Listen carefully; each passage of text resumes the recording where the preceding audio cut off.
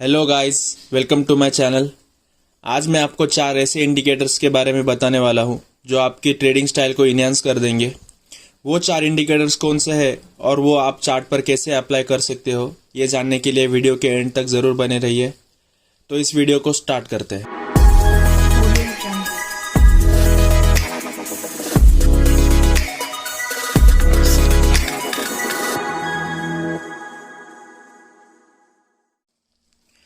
Video में आगे बढ़ने से पहले मैं आपको एक चीज़ क्लियर कर देना चाहता हूँ। इंडिकेटर्स जो होते हैं वो एक लैगिंग टूल है। ये हमें किसी भी तरह का बाइंग या सेलिंग का सिग्नल नहीं देते। हम बाइंग या सेलिंग प्योरली प्राइस एक्शन पर ही करेंगे, ना किसी इंडिकेटर पर। अगर आपको यूट्यूब पर कोई ये बता रहा है कि इंडिकेटर्स के ज़रिए आप बाइंग या सेलिंग कर सकते हो, तो वो बिल्कुल ही गलत चीज़ है। इंडिकेटर सिर्फ आपको सपोर्ट करने के लिए होते हैं, एक एक्स्ट्रा कंफर्मेशन के लिए होते हैं। उसी तरह से हम इस वीडियो में इंडिकेटर्स को देखेंगे एज अ सपोर्ट के तौर पर, ना कि बाइंग या सेलिंग सिग्नल के तौर पर। तो इस वीडियो को शुरू करते हैं। हमारा आज का पहला इंडिकेटर है EMA, exponential moving average. EMA के बारे में आपने पहले भी सुना होगा। EMA जो है इन सारे इंडिकेटर्स में बेस्ट इंडिकेटर माना जाता है और मैं भी पर्सनली अपने डेली एनालिसिस में EMA का ही यूज़ करता हूँ। इसे चार्ट पर ऐड करने के लिए हम सबसे पहले जाएंगे इंडिकेटर्स में। यहाँ पर हमें टाइप करना है EMA। यहाँ से हमें मूविंग एवरेज एक्सपोनेंशियल को सिलेक्ट कर लेना है। एक बार क्लिक करने से ये EMA हमारे चार्ट पर ऐड हो जाएगा। उसके बाद हमें आ जाना है इसकी सेटिंग्स में। इनपुट पे जाकर हम इसकी लेंथ को कर लेंगे 20 और मेथड कर लेंगे EMA। यहाँ पर स्टाइल में जाकर आप इसका कलर भी चेंज कर सकते हैं और यहाँ से आप इसकी थिकनेस चेंज कर सकते हैं। मैं इसकी थिकनेस थोड़ी बढ़ा लेता हूँ, चार्ट पर हमें क्लियरली दिखना चाहिए। EMA के मोस्टली 2 काम होते हैं। हमें हमारे ट्रेंड के लिए कंफर्मेशन की तरह काम करता है और उसके साथ ही प्राइस में एक अच्छे सपोर्ट एंड रेजिस्टेंस के जैसे काम करता है। जैसा कि मैंने वीडियो के स्टार्टिंग में बताया, हम इंडिकेटर्स को सिर्फ और सिर्फ प्राइस एक्शन के साथ ही देखेंगे। उसी तरह जब भी प्राइस किसी अच्छे डिमांड एरिया या सप्लाई एरिया में जाती है, वहाँ से उसके अप मूवमेंट या डाउन मूवमेंट आने के चांसेस बढ़ जाते हैं। उसके साथ ही हम EMA को देखेंगे और एक एक्स्ट्रा कंफर्मेशन के साथ हम उसमें ट्रेड करेंगे। फॉर एग्जांपल, ये निफ्टी का चार्ट है डेली का। प्राइस यहाँ पर एक लोअर लो फॉर्म करते हुए नीचे आ रही थी और नीचे आते हुए प्राइस एक अच्छे डिमांड एरिया में आने के बाद यहाँ से प्राइस के ऊपर जाने के चांसेस बढ़ जाते हैं। जब प्राइस ऊपर जाने लगी, उसके बाद प्राइस ने नीचे से ऊपर की तरफ इस 20 EMA को कट किया और ऊपर क्लोजिंग दे दी। इस 20 EMA को ऊपर की तरफ कट करने के बाद क्लोजिंग देकर प्राइस ने और इस 20 EMA ने हमारे डायरेक्ट में एक एक्स्ट्रा कंफर्मेशन हमें दे दिया है। अब हमारा व्यू इसमें पूरी तरह से बुलिश हो चुका है। इस तरह के कंफर्मेशन के बाद जब भी प्राइस नेक्स्ट टाइम इस 20 EMA को टच करेगी, तो ये एक सपोर्ट की तरह काम कर प्राइस को ऊपर की तरफ पुश करेगा। जैसा कि आप यहाँ क्लियरली देख सकते हैं, प्राइस में एक अच्छा अप मूवमेंट आने के बाद जब भी प्राइस में एक करेक्शन आता है, प्राइस इस 20 EMA को टच करके फिर से ऊपर की तरफ मूवमेंट देने लगती है। आप देख सकते हैं प्राइस ऊपर जाती है, एक करेक्शन लेती है, प्राइस को क्लियरली एक सपोर्ट देकर प्राइस को ऊपर पुश कर रहा है। ऐसे में एक अच्छे बाइंग एरिया को देखकर हम इस 20 EMA के साथ प्राइस को बाय कर इस अप मूवमेंट को एंजॉय कर सकते हैं। वही अगर बात करें सेलिंग की, जब भी प्राइस किसी अच्छे सप्लाई एरिया में जाएगी, जैसा कि हम यहाँ पर देख सकते हैं, किसी अच्छे सप्लाई एरिया में जाएगी और सप्लाई एरिया से प्राइस के नीचे की तरफ आने के चांसेस ऑटोमेटिकली बढ़ जाते हैं। और जब प्राइस इस 20 EMA को ऊपर से नीचे की तरफ कट करेगी और नीचे क्लोजिंग देगी, तो हमारे डाउन ट्रेंड के चांसेस बढ़ जाते हैं। एक तरह से ये 20 EMA को कट करने के बाद प्राइस हमें डाउन ट्रेंड के लिए एक एक्स्ट्रा कंफर्मेशन दे रही है। इस डाउन ट्रेंड के कंफर्मेशन के बाद हम प्राइस में पुट साइड की एंट्रीज फाइंड आउट करेंगे। जब भी किसी अच्छे सप्लाई एरिया में प्रॉपर हमें एंट्री मिल रही होगी और उसी एरिया में अगर 20 EMA हमें अगर सपोर्ट कर रहा होगा, तो हम उस ट्रेड को लेकर एक अच्छे डाउन मूव को एंजॉय कर सकते हैं। अब जब तक प्राइस किसी अच्छे बाइंग एरिया या फिर किसी अच्छे सपोर्ट एरिया तक नहीं जाती, तब तक ये प्राइस को रजिस्ट करेगा और नीचे की तरफ पुश करेगा। अब बात करते हैं हमारा नेक्स्ट इंडिकेटर जो है RSI। RSI को चार्ट पर ऐड करने के लिए सिंपली हमें इंडिकेटर्स में जाकर RSI टाइप कर देना है और यहाँ से रिलेटिव स्ट्रेंथ इंडेक्स को सिलेक्ट कर लेना है। हमें इसकी सेटिंग में कोई भी छेड़छाड़ नहीं करनी, ये जैसा है एज इट इज़ इसे ऐसे रहने देना है। बेसिकली RSI हमें एक नेगेटिव डाइवर्जेंस शो करता है। नेगेटिव डाइवर्जेंस मतलब हमें चार्ट में दिख रहा होता है कि प्राइस एक अप ट्रेंड में है, कंटिन्यूसली एक हायर हाई का फॉर्मेशन करते हुए ऊपर जा रही होती है। ऐसे हायर हाई के फॉर्मेशन में हमें RSI इंडिकेट करता है एक लोअर लो का फॉर्मेशन। RSI में प्राइस डाउन साइड में जाने लगती है और एक्चुअल प्राइस जो है वो ऊपर की तरफ जा रही होती है। इसे कहते हैं नेगेटिव डाइवर्जेंस। इस तरह का नेगेटिव डाइवर्जेंस अगर हमें इस RSI में दिखाई दे तो ऐसा कहा जाता है कि प्राइस उसके बाद ऊपर से नीचे आने लगेगी। इसी को हम अच्छे से देखते हैं एग्जांपल्स के साथ। आप देख सकते हैं RSI में यहाँ पर एक रेंज है 70 की और यहाँ पर एक रेंज है 30 की। जब भी प्राइस इस 30 के रेंज के नीचे या इस 30 के रेंज के आसपास हो और वहाँ पर एक हायर हाई का फॉर्मेशन बनने लगे तो उस केस में प्राइस डाउन ट्रेंड को छोड़कर एक अप ट्रेंड में जाने लगेगी।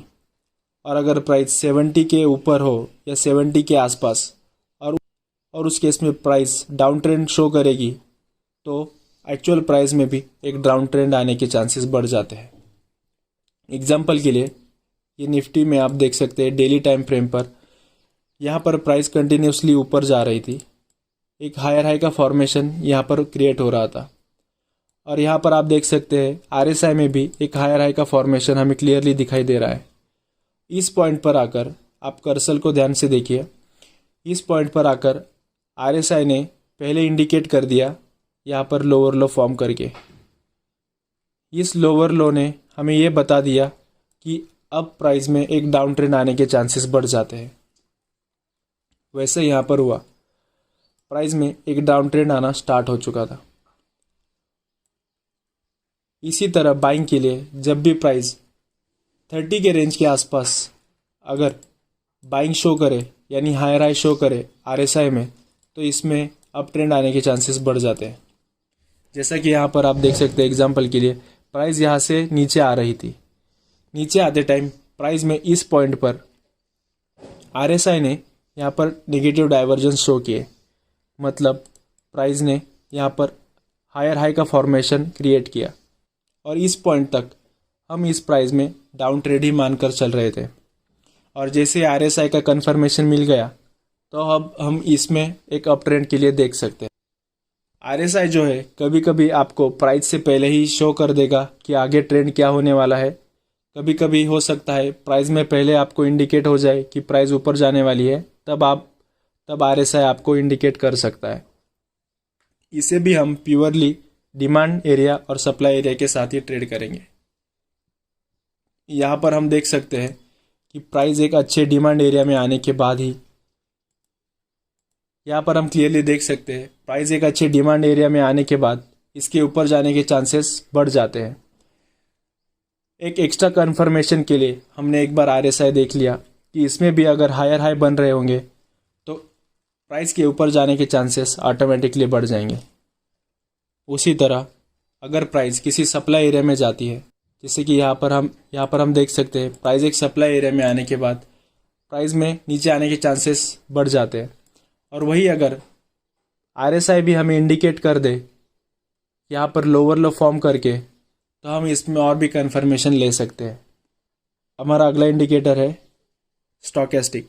स्टॉकेस्टिक जो है वो बिल्कुल RSI के जैसे ही काम करता है। ये आपको ट्रेंड में कंफर्मेशन देने के लिए हेल्प करता है।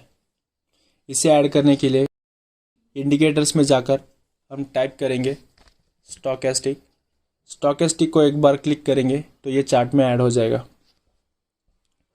अब इसमें आपको दो लाइंस दिख रही होगी, एक ब्लू और एक ऑरेंज, और इसमें भी एक रेंज आपको दिखाई दे रही होगी। इसमें रेंज है 80 और 20 की। इसकी भी सेटिंग के साथ आपको बिल्कुल भी छेड़छाड़ नहीं करनी है। अब ये काम कैसे करता है, इसकी जो ये ऑरेंज लाइन है, ये अगर 20 के रेंज के नीचे हो और ब्लू लाइन को नीचे से ऊपर की तरफ कट करे तो ये हमें क्लियरली ओवरसोल्ड सिचुएशन बताता है।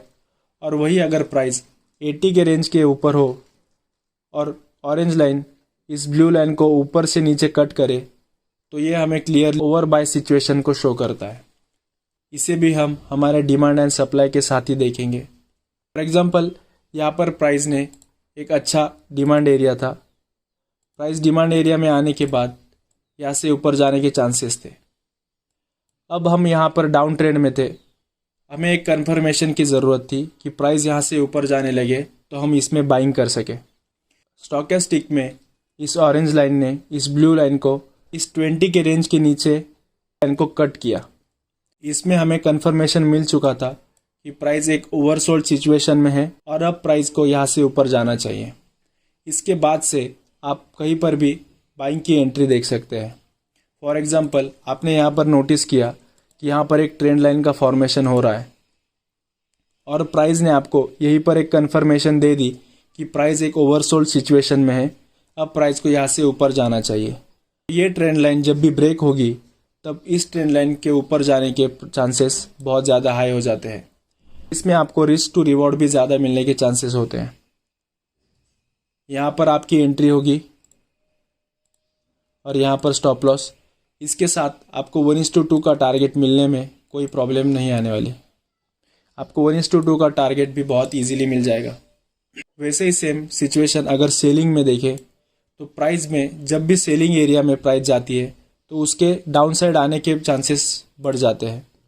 स्टॉकेस्टिक में आप देख सकते हैं प्राइस ने 80 के रेंज के ऊपर इस ऑरेंज लाइन ने ब्लू लाइन को कट करके नीचे आने का ट्राई किया, वही हमारी प्राइस एक सप्लाई एरिया में थी। अब हमें एक्स्ट्रा कंफर्मेशन मिल चुका है कि प्राइस यहाँ से डाउन आ सकती है, तो यहाँ पर आप किसी भी एक सप्लाई एरिया में डाउन की ट्रेड प्लान कर सकते हैं और एक अच्छा ROI जनरेट कर सकते हैं। आप अपने प्राइस एक्शन के अकॉर्डिंग स्टॉकेस्टिक और EMA दोनों को कंबाइन भी कर सकते हैं। अब बात करते हैं हमारे फोर्थ और लास्ट इंडिकेटर के बारे में, जो है फिबोनाची रिट्रेसमेंट। एक्चुअली ये कोई इंडिकेटर नहीं है, ये एक टूल है जो ट्रेडिंग व्यू हमें प्रोवाइड करता है। यहाँ पर इसे सिंपली हम यहाँ पर क्लिक करके चार्ट पर अप्लाई कर सकते हैं। फिबोनाची टूल में एक जोन होता है जिसे हम एक्चुअली काम में लेंगे। यहाँ पर आपको कुछ नंबर्स दिखाई दे रहे होंगे, इसमें आप ध्यान से देखेंगे तो आपको यहाँ पर एक 0.5 और 0.618 का नंबर दिखेगा। ये जो दो नंबर है ये हमारे लिए एक तरह से गोल्डन जोन का काम करते हैं। गोल्डन जोन का मतलब जब भी प्राइस इस गोल्डन जोन में आती है यहाँ से रिट्रेसमेंट लेने के चांसेस बढ़ जाते हैं। फॉर एग्जांपल अगर वो गोल्डन जोन हमारे इस एरिया में आ रहा है और अगर प्राइस नीचे आती है तो प्राइस में ज़्यादा चांसेस है कि प्राइस इस गोल्डन जोन से ऊपर चली जाए।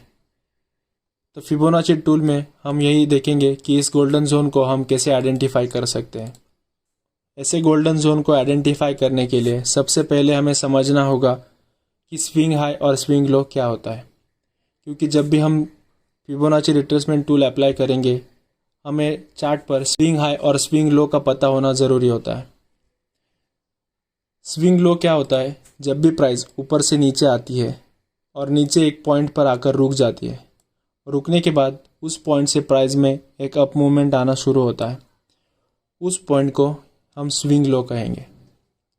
और स्विंग हाई होता है जब भी प्राइस ऊपर की तरफ आ रही होती है और एक पॉइंट पर आकर प्राइस रुक जाती है और वहाँ से नीचे आने लगती है, तो उस पॉइंट को हम स्विंग हाई कहेंगे। रिसेंट मूव की अगर हम बात करें तो ये प्राइस ऊपर से नीचे आकर इस पॉइंट पर रुक गई और इसी पॉइंट से ऊपर जाने लगी, तो ये हुआ हमारे लिए इस अप मूवमेंट का स्विंग लो। और प्राइस अगर इसी पॉइंट से नीचे आने लगे तो हमारे लिए ये हुआ इस अप मूवमेंट का स्विंग हाई। तो जब भी हम फिबोनाची रिट्रेसमेंट टूल अप्लाई करेंगे तो इसी स्विंग लो और स्विंग हाई की मदद से मार्क करेंगे। मतलब जब भी अगर प्राइस अप ट्रेंड में हो तो फिबोनाची टूल अप्लाई करते टाइम उसे स्विंग लो से लेकर स्विंग हाई तक मार्क करना है। और जब भी आप डाउन ट्रेंड के लिए मार्किंग कर रहे हो तो फिबोनाची को ठीक उल्टा, मतलब स्विंग हाई से लेकर स्विंग लो तक मार्क करना है। बात करेंगे इस रिसेंट मूव में हम फिबोनाची को कैसे यूज़ कर सकते हैं और कैसे इसमें से ट्रेड निकाल सकते हैं। सबसे पहले हम फिबोनाची को सिलेक्ट करेंगे और अप ट्रेंड के लिए स्विंग लो से लेकर स्विंग हाई तक इसे मार्क कर देंगे। जैसा कि मैंने स्टार्टिंग में बताया, इसमें एक गोल्डन जोन होता है, उसे हमें आइडेंटिफाई करना है, जो कि यहाँ पर है 0.618 और 0.5। इसे हम एक रेक्टेंगल बॉक्स की मदद से मार्क कर लेंगे। अब आप चाहे तो फिबोनाची रिट्रेसमेंट टूल को डिलीट भी कर सकते हैं। अब आपके पास यहाँ पर आ चुका है एक बाइंग एरिया, मतलब फ्यूचर में कभी भी प्राइस अगर ऊपर से नीचे आती है तो ये कहाँ तक नीचे आएगी, ये पॉइंट तो आपको अभी पता चल चुका है। पॉइंट्स यहाँ तक नीचे आ सकती है। अब यहाँ पर जो है आप एंट्री कर सकते हैं फॉर बाइंग, क्योंकि रिट्रेसमेंट का मतलब ही यही है, प्राइस ऊपर से नीचे आती है और एक पॉइंट के बाद यहाँ से ऊपर जाने लगती है। तो आपको ये पॉइंट तो पता चल चुका है कि प्राइस कहाँ तक नीचे आ सकती है, और आप इसमें यहाँ पर एंट्री, यहाँ पे आपका स्टॉप लॉस रखकर इसमें ट्रेड कर सकते हैं। कुछ एग्जांपल हम देख लेते हैं डाउन ट्रेंड के लिए। सपोज यहाँ तक का प्राइस एक्शन अभी चार्ट पर बना हुआ है, यहाँ से लेके यहाँ तक का। अब मुझे यहाँ पर फिब रिट्रेसमेंट टूल अप्लाई करना है, तो मैं इसे कैसे अप्लाई करूँगा? सिंपली मैं यहाँ पर फिबोनाची रिट्रेसमेंट टूल को सिलेक्ट करूँगा और डाउन ट्रेंड के लिए मुझे स्विंग हाई से लेकर स्विंग लो तक का मुझे यहाँ पर मार्किंग कर लेना है। और मार्किंग करने के बाद सिंपली मैं देखूँगा कि यहाँ पर गोल्डन जोन कहाँ पर आता है। फिर मैं अपने इस रेक्टेंगल बॉक्स के ज़रिए इस गोल्डन जोन को मार्क कर लूँगा। अब मैं चाहूँ तो ये रिट्रेसमेंट टूल डिलीट भी कर सकता हूँ। अब फिब रिट्रेसमेंट टूल के अकॉर्डिंग अब जब भी प्राइस इस गोल्डन एरिया में आएगी तो यहाँ से नीचे जानी चाहिए। ठीक ऐसा ही यहाँ पर हुआ। इस गोल्डन जोन को देखते हुए आपने प्राइस में यहाँ पर एंट्री कर ली और आपका स्टॉप लॉस था यहाँ पर। आपको इजीली 1:2 का ट्रेड मिल चुका है। आपका ये रहा स्टॉप लॉस और ये आपका टारगेट हो गया 1:2। इसी तरह से आप इसको अप्लाई कर सकते हैं। और फिबोनाची रिट्रेसमेंट टूल की एक खास बात यह है कि ये स्मॉलर टाइम फ्रेम पर भी अच्छे से काम करता है। कुछ एक एग्जांपल और देखें और इस अप ट्रेंड की अगर बात करें तो मैं यहाँ पर इस स्विंग लो से इसके स्विंग हाई तक मार्क कर लूँगा और इसमें अगेन मैं अपना गोल्डन जोन देखकर उसमें रेक्टेंगल बॉक्स को मार्क कर दूँगा। अब आप यहाँ पर क्लियरली देख सकते हैं कि प्राइस में एक अच्छा अप मूवमेंट आ रहा था, उसके बाद प्राइस में एक करेक्शन आया। ये करेक्शन अभी आपको पता है कि यहाँ तक कंटिन्यू रह सकता है। आपके पास एक गोल्डन जोन रेडी है, तो आप इसमें भी यहाँ पर एंट्री और यहाँ स्टॉप लॉस रख कर इसमें 1:2 का टारगेट इजीली आप ले सकते हैं।